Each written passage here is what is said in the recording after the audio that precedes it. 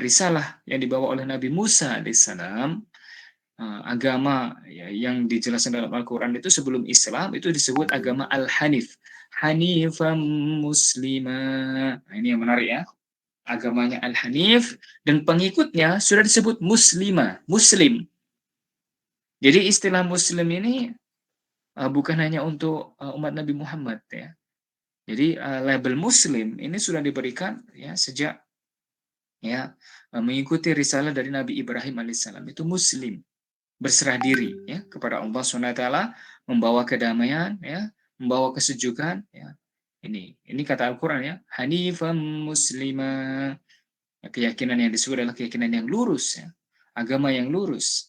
Para ulama menyebutnya juga agama tauhid yang mengesahkan Allah Subhanahu wa taala. Nah, dalam risalah Taurat itu ya banyak ya para ulama itu menjelaskan bahwa Taurat itu isinya adalah banyak menjelaskan tentang keadilan. Ya, dinul adalah agama keadilan. Jadi kalau Al-Quran nyebutnya Hanifah Muslimah, nah ini para ulama itu membuat klasifikasi bahwa ajaran di Taurat itu banyak menyuarakan tentang keadilan. Kita lihat bagaimana Nabi Musa alaihissalam melawan Fir'aun ya, seorang penguasa yang zalim dengan kekuasaannya, bahkan ingin disembah. Dan kemudian musuhnya tidak hanya Fir'aun, ada juga Qarun, Haman. Siapa itu Qarun? Yaitu orang yang hanya menumpuk harta benda. Menumpuk harta benda dan dia dilupakan ya. Artinya dia tidak beribadah, hanya sibuk ngurusin harta bendanya. Dia zalim dengan harta bendanya. Inilah yang disebut dengan Qarun. Ya, sehingga ketika orang menemukan harta yang tidak bertuhan disebut menemukan harta Qarun. Kemudian ada Haman. Siapa itu Haman? Ya, dalam Al-Quran itu dijelaskan Haman ini adalah seorang yang pandai, menguasai ilmu yang sangat banyak, tapi dengan keilmuannya itu tidak digunakan untuk ya taat kepada Allah. Tapi ilmu itu digunakan untuk menindas orang lain. Nah, ini Haman. Ya, Fir'aun, Qarun, Haman. Nah, ini musuh-musuh dari Nabi Musa alaihissalam. Nabi Musa diminta untuk melawannya ya, dengan mukjizat ya, tongkatnya bisa berubah jadi ular ya, bisa membelah lautan. Bayangkan ya, tugas Nabi Musa saat itu memang sangat berat ya. Risalah dari Nabi Musa alaihissalam ini lebih ke arah al-adalah, dinul adalah. Kemudian kenapa ajaran dari Nabi Musa ini menyeleweng ya, setelah dari keturunan apa ini, keturunan dari putra Yakub alaihissalam ya, yang soleh hanya dua, yaitu Yusuf dan Bunyamin. Nabi Yusuf yang kemudian tinggal di Mesir. Nah, saudara Yusuf yang 9 itu, yang durhaka itu ya, tidak taat pada perintah orang tuanya Nabi Yakub, ini yang kemudian nanti melahirkan tokoh-tokoh yang disebut dengan ras Yahuda. Tokohnya adalah Yahuda. Nah, pengikutnya disebut Yahudi. Nah, ini ya, Bani Yahudi ya, keturunan orang-orang Yahudi. Kalau Bani Israel itu adalah keturunan dari Nabi Yakub. Jadi termasuk Yusuf ya, itu masih beriman kan. Jadi Bani Israel itu ya sebenarnya tidak semuanya buruk ya, karena masih ada jalur Nabi Yusuf alaihissalam ya, masih melahirkan Nabi Yusuf, nanti sampai Nabi Isa alaihissalam ya. Nah, baru yang ras Yahudi ini. Ya sampai sekarang ya, mereka memang cerdas-cerdas begitu ya. Nah, kenapa ya? Ada yang dari jalur Haman mungkin ya, dari Haman, dari Korun maupun dari Fir'aun begitu ya. Yang dari Fir'aun dia gila kekuasaan, yang dari Korun ya gila harta benda ya, seperti kapitalisme. Yang dari Haman ya, bagaimana pengetahuannya digunakan untuk menjajah kolonialisme ya, imperialisme ya, untuk menimbulkan kerusakan di muka bumi dan seterusnya. Nah, Islam hadir ya, tidak hanya berisi tentang keadilan, tidak hanya dinul adalah, tapi juga dinur rahmah, agama kasih sayang. Yang kadang ini ar-rahmah ini dianggap hanya ada di risalah Nabi Isa alaihissalam. Injil gitu kan ya, dianggap Nasrani. Nasrani itu dinisbahkan atau disandarkan pada nama daerah Nazaret. Ya, ini yang diyakini di situ tempat dari kelahiran Nabi Isa alaihissalam, Nazaret ya. Padahal kalau kita lihat dari asal kata Nasrani itu nasoroyan suruh nasran, artinya adalah menolong. Agama yang banyak menolong, ya, artinya risalah yang di situ menolong umat manusia, kan begitu. Ya, salah satu dari mujizat Nabi Isa alaihissalam ya, bisa menyembuhkan berbagai penyakit. Ya. Nah, bahkan juga ada riwayat yang menghidupkan orang yang sudah mati, meskipun itu hanya sekali dua kali ya dikabulkan oleh Allah Subhanahu wa Ta'ala. Ya, jadi penyakit kusta yang tak bisa sembuh, ya. Kemudian penyakit-penyakit yang berbahaya ya saat itu bisa disembuhkan oleh Nabi Isa alaihissalam. Dan beliau sangat mengasihi sesama manusia, ya. Pengikutnya banyak dan ini sangat dikhawatirkan oleh penguasa saat itu, ya, terutama kekuasaan Romawi, sehingga banyak utusan ya yang kemudian disuruh untuk membunuh Nabi Isa alaihissalam. Jadi kebiasaan Bani Israel membunuh para nabinya itu udah terbiasa. Mulai dari Nabi Yahya itu juga dibunuh, ya, seorang Nabi Yahya ini masih paman dari Nabi Isa. Nah, ini diabadikan juga dalam nama surat di Al-Quran, yaitu Ali Imran. Ali Imran, surat Ali Imran. Ali ini artinya adalah keluarga, Imran artinya Imran, keluarga Imran. Keluarga yang solih. Ya. Nah, Imran ini adalah ayahnya dari Maryam, ibu dari Nabi Isa alaihissalam. Ya. Jadi keluarga Imran ini berdoa, jika mereka diberikan keturunan, maka anaknya ini akan diabdikan ya untuk melayani mihrab. Ya, artinya untuk menghidupkan ya tempat ibadah, masjid lah ya di Baitul Maqdis. Nah, Maryam ini lahir kemudian dididik dengan agama.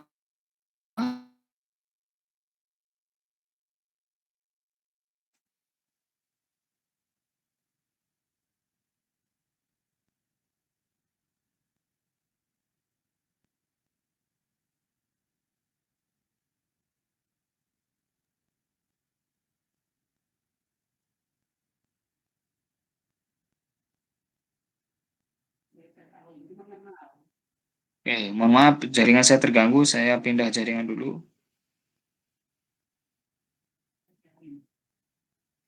Oke. Ya. Masih terdengar suara saya? Halo. Dengar, Pak. Oke, nanti kalau ada gangguan, mohon maaf, nanti saya akan pindah jaringan lagi. Jadi tadi mungkin suaranya terputus ya di penjelasan Maryam. Dan Maryam ini juga diabadikan sebagai nama surat ya di Al-Quran, surat Maryam. Nah, jadi Maryam dengan Nabi Zakaria ya, itu adalah pamannya Nabi Zakaria. Ya, jadi Zakaria ini menikah dengan adik ya dari istri Imran. Ya. Jadi masih paman ya. Maryam manggil Zakaria ini paman. Dan kemudian Nabi Zakaria ini tak kunjung punya keturunan sampai usia tuanya dan selalu berdoa kepada Allah SWT untuk diberikan keturunan yang meneruskan perjuangan beliau. Nah, akhirnya ya di surat Maryam itu dijelaskan Nabi Zakaria diberikan keturunan bernama Yahya. Nah, di usia Nabi Zakaria yang sudah sangat sepuh atau tua ya. Nah, itu nggak yakin dengan berita itu, dengan kabar itu ya dari Allah SWT. Sehingga kemudian di surat Maryam itu dijelaskan buktinya jika engkau nanti ya ada tandanya ya minta tanda apa tandanya ya Rasul ya Allah ya apa tandanya ya Allah bahwa saya akan diberikan keturunan engkau tidak akan mampu bicara selama 3 hari.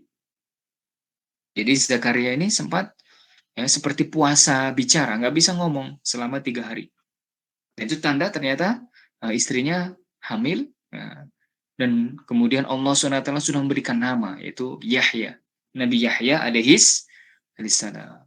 Setelah lahir Nabi Yahya ini ya, jadi Nabi Yahya ini dengan Maryam itu sepupu ya. Maryam sama Nabi Yahya itu sepupu. Nah, berarti Nabi Isa alaihissalam dengan Maryam, Nabi Isa alaihissalam dengan Yahya, ya ini berarti kan paman dan ponakan. Jadi kalau Maryam dengan Yahya sepupu, nah, kalau Nabi Isa dengan Nabi Yahya ini berarti ya seperti paman dengan keponakannya. Jadi masih satu keluarga itu kan ya. Nah, Nabi Yahya ya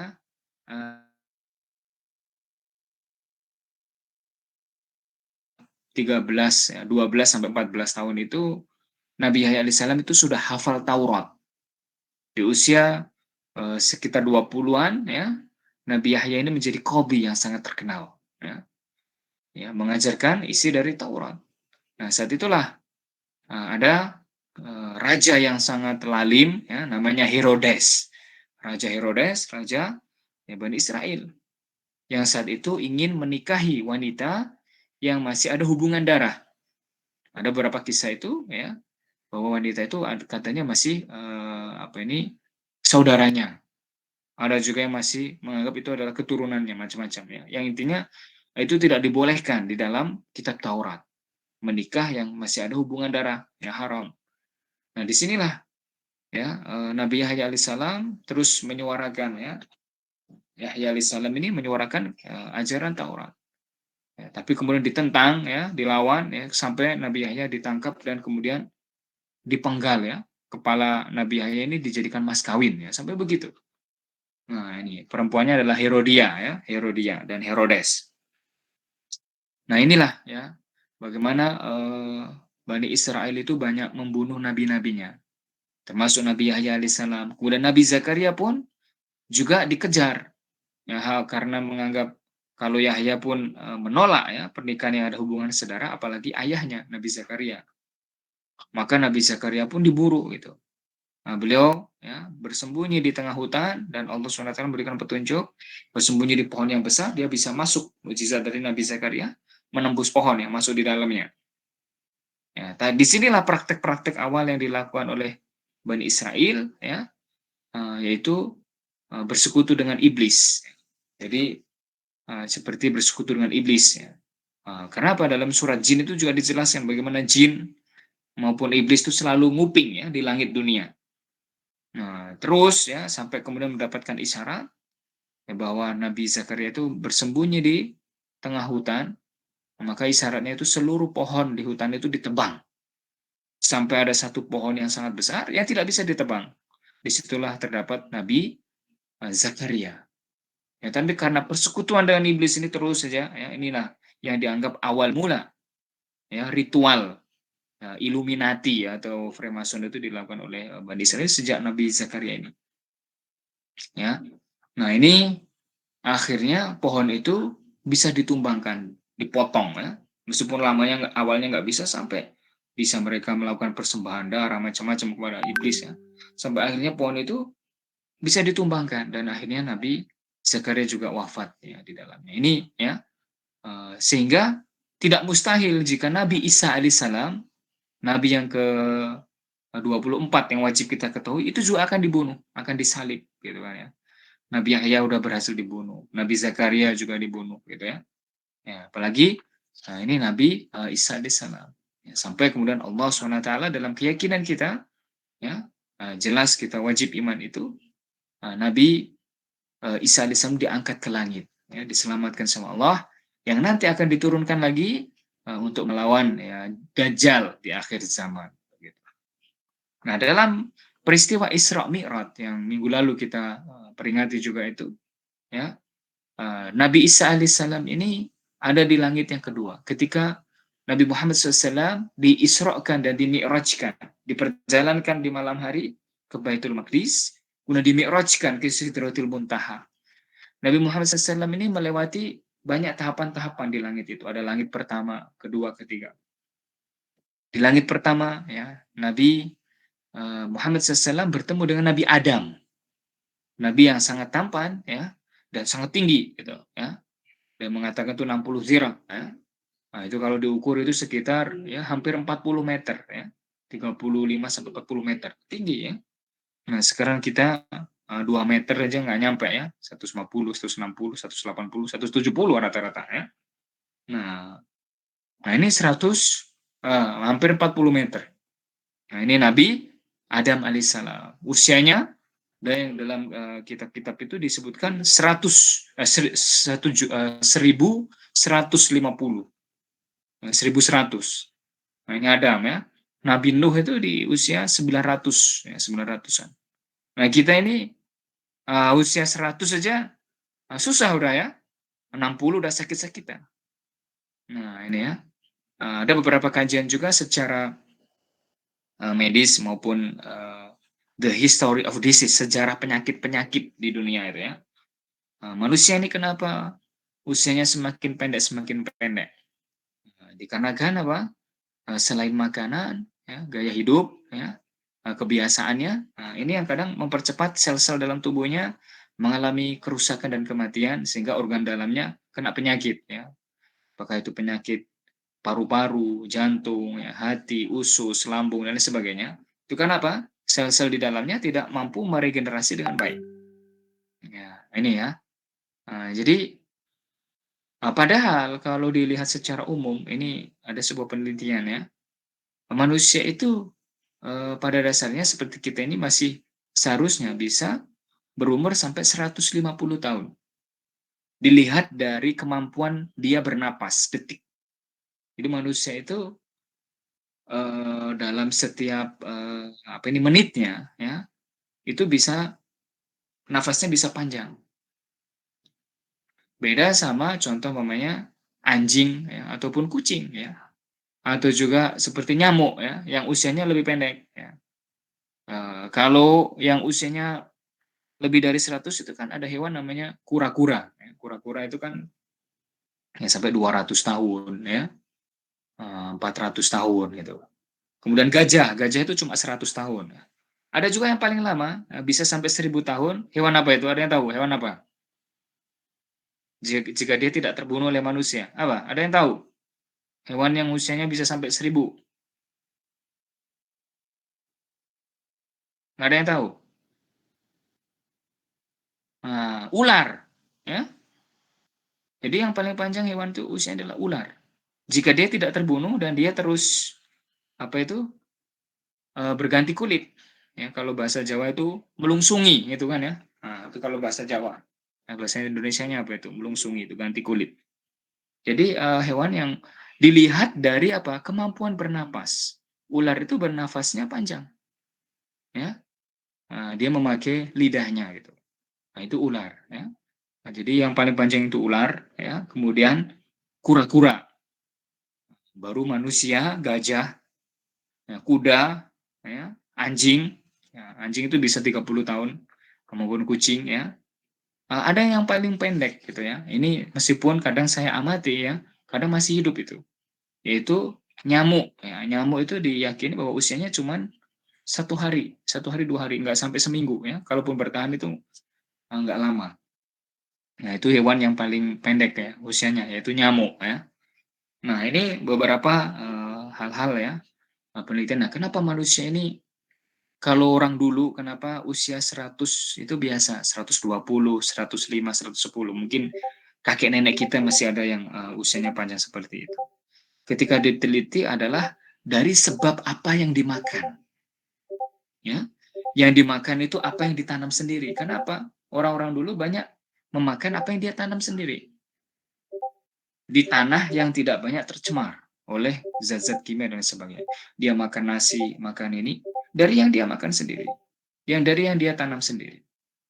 Nah, kenapa kemudian kehidupan sekarang semakin usia 50 tahun ini sudah banyak penyakit-penyakit degeneratif.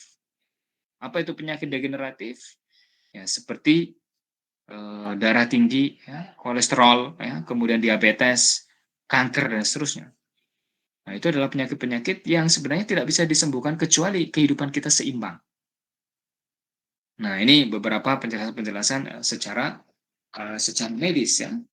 Nah, jadi begitu juga ketika manusia seperti Haman tadi menggunakan pengetahuannya hanya untuk melakukan rekayasa genetik. Nah, sekarang kita cari buah yang sama semua, sayur mayur yang tidak dimakan oleh ulat dan seterusnya. Itu sebenarnya jauh apa ya, tidak menyehatkan. Lebih menyehatkan sayur mayur atau buah yang masih dimakan oleh ulat atau serangga. Ulat sama serangga masih mau gitu kan ya. Kalau udah nggak mau, ya berarti di situ sebenarnya untuk tubuh kita ada masalah, ada rekayasa genetik. Nah, banyak kita makan makanan yang seperti itu.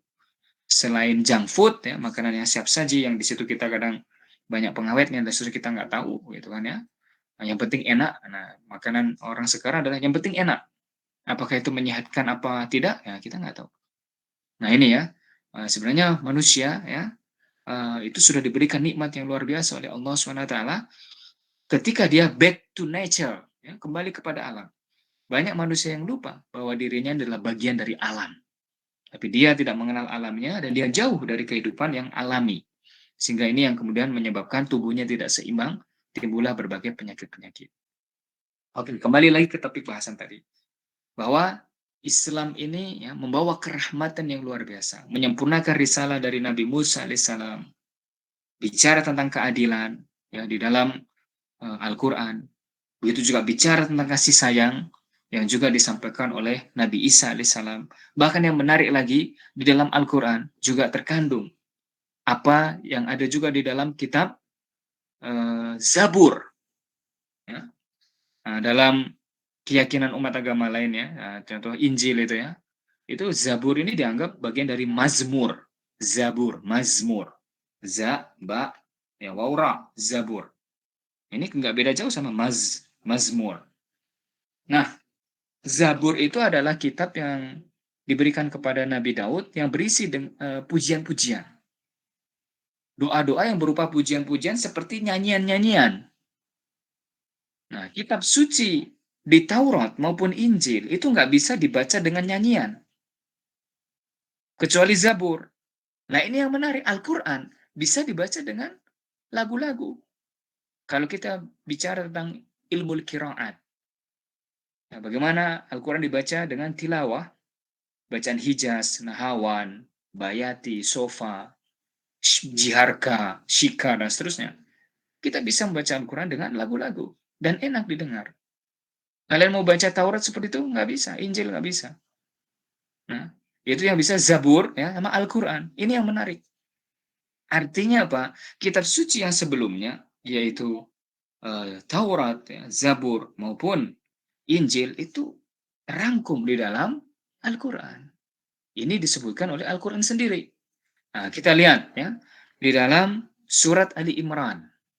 Surat Ali Imran ayat yang ketiga disebutkan uh, sebentar ya. Dalam surat Ali Imran ayat ketiga, Nazzala 'alaikal kitaba bil haqqi musaddiqan lima baina yadayhi wa anzalat tawrata wal injil.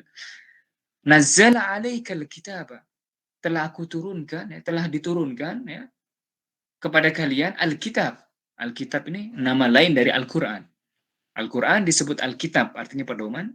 Al-Hadi, artinya petunjuk. Al-Furqan, artinya pembeda. An-Nur, yaitu cahaya. Dan juga nama lainnya Ashifa, yaitu obat. Bil haqqi, dengan kebenaran. Musaddiqa, ini musaddiqal lima baina yadih. Musaddiqa di sini artinya menyempurnakan kebenaran yang sudah ada sebelumnya. Menyempurnakan kebenaran atau merevisi ya, kebenaran yang sudah ada sebelumnya. Lima baina yadaihi, yang telah ada sebelumnya. Wanzalat Taurat wal Injil, yaitu apa yang telah diturunkan dalam Taurat dan Injil. Nah, ini yang menarik ya. Jadi Al-Quran sendiri menegaskan, Allah Subhanahu wa Ta'ala sendiri menjelaskan di dalam surat Ali Imran ayat ketiga, bahwa kebenaran Al-Quran itu menyempurnakan kebenaran yang sudah ada di sebelumnya, yaitu Taurat maupun Injil. Kalaupun kemudian Taurat dan Injil ada perubahan-perubahan, contohnya di Yahudi sendiri itu kitabnya sampai 11. Taurat itu disebut Torah, ya, kalian bisa baca itu di Google banyak gitu ya. Nah, terakhir adalah Talmud, ya, kitab dari ras Yahudi ya sebenarnya. Nah, sebenarnya agama-agama sebelum Islam.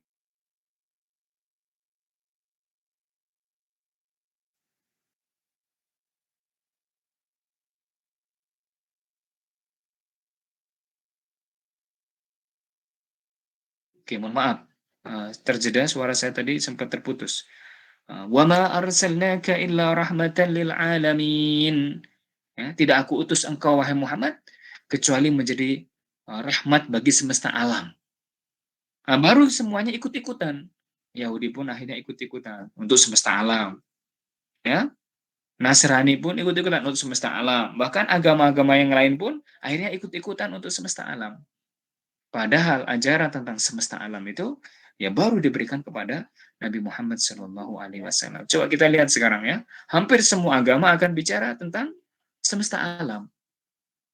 Nah, ini apa? Ya, karena apa? Islam ya menyempurnakan dan kemudian sudah dikabarkan seperti itu oleh Allah SWT kepada umat manusia. Oke. Nah, jadi kalau di Taurat itu lebih dikenal dengan dinul adalah, agama keadilan. Kemudian di Injil dikenal dengan dinul rahmah, agama kasih sayang. Ya. Di Al-Quran tidak hanya dinul adalah wa dinul rahmah, tapi ada satu lagi yaitu dinul hazar, agama peradaban. Ini yang nggak ada di kitab-kitab sebelumnya. Ya, tambahannya adalah dinul hadarah, civilization, peradaban.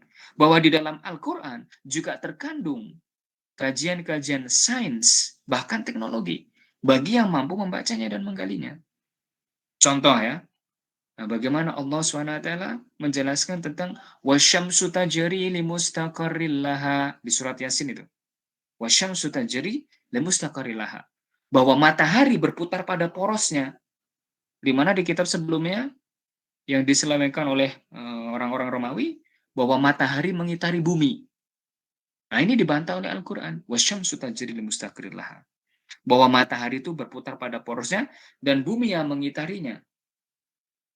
Bagaimana Galileo Galilei harus mati di tiang gantungan karena dianggap teorinya bertentangan dengan kitab sucinya.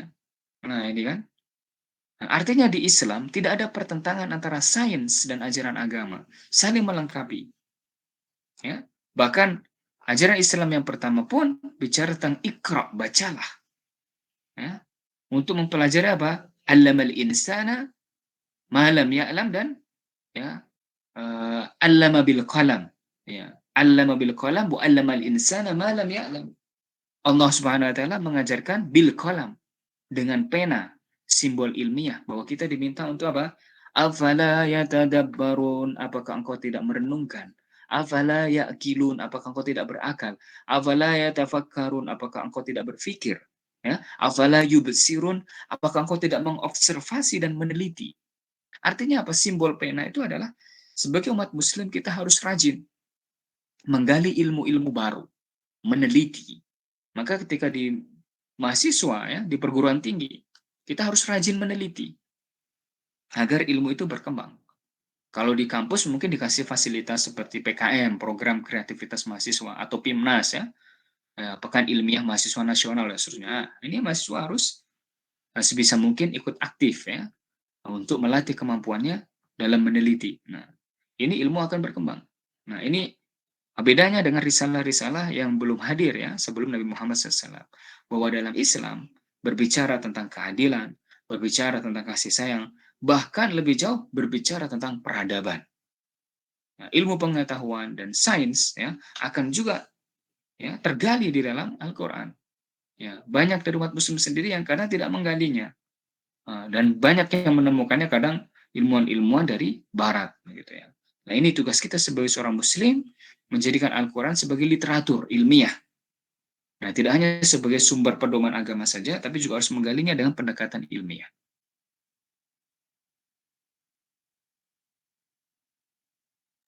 Yang mengisahkan tentang pupil mata ayam.